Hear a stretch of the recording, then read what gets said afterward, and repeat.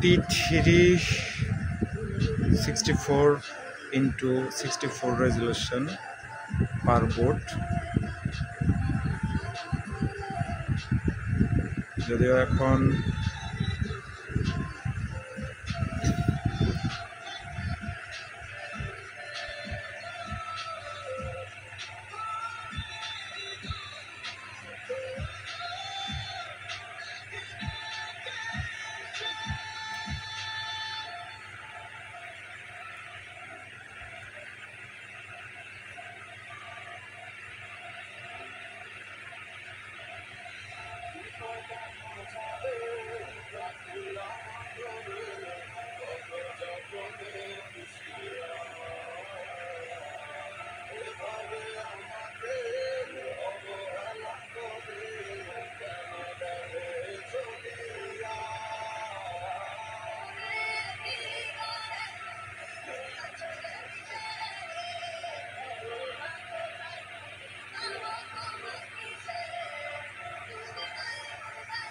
যদি কেউ চান তাহলে এটার কনফিগার কীভাবে করতে হয়, বোর্ড, পাওয়ার সাপ্লাই এবং বিস্তারিত আলোচনা করে, এবং সফটওয়্যার, সবচেয়ে মূল বিষয় সফটওয়্যার কীভাবে কনফিগার করতে হয়, কীভাবে রেজলিউশন সেট করতে হয়, সে বিষয়ে মূলত একটা ভিডিও দিতে পারি।